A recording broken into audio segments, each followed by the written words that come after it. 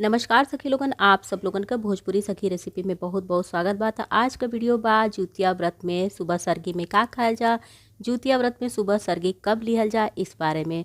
तो जुतिया व्रत में जौन सरगी है आप अपने क्षेत्र की परंपरा अनुसार ले सकीला। आपके यहाँ जौन खायल पियल जात होगा वही सरगी में समावेश करी। तो हम लोग के यहाँ सेब, केला, दही, चूड़ा और कुछ मीठा लिहल जाला।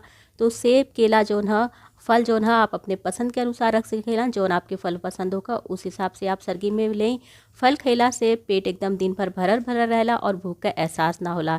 दही खइला से बॉडी दिन भर हाइड्रेट रहेले, इसीलिए दही का सेवन कइल जाला। और मीठा इसलिए खाया जाला कि मीठा खइला के बाद प्यास भरपूर मात्रा में लगेले। तो जौन जुतिया का व्रत होला पूरी तरह से निर्जला होला 24 घंटा का।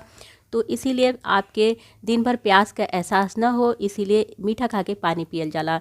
तो मीठा में हम इस चीनी की मिठाई का इस्तेमाल करीला। इसे ये तो खाए में बहुत ही स्वादिष्ट होबे करेले और घर पे ही आप आसानी से के बना भी सकीला। और एक एक खइला के बाद प्यास बहुत अच्छे से लगेले और पानी भरपूर मात्रा में पियल जा सकेला।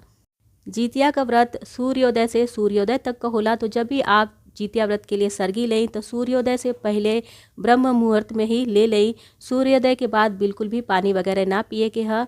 और उम्मीद है कि आज का वीडियो आप लोगों के पसंद आइल हुई। यदि ये वीडियो आप लोगों के थोड़ा सा भी अपनी भाषा भोजपुरी में पसंद आइल हुई, जानकारी पसंद आइल हुई, तो और लोगन के साथ शेयर भी कर दें।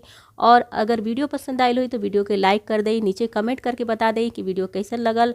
और यदि चैनल पर नया है और भी हमारा वीडियो देखल चाहते हैं अपनी भाषा भोजपुरी में, तो चैनल के सब्सक्राइब कर लें। हम मिलते हैं किसी अगली नई वीडियो के साथ, तब तक के लिए नमस्कार।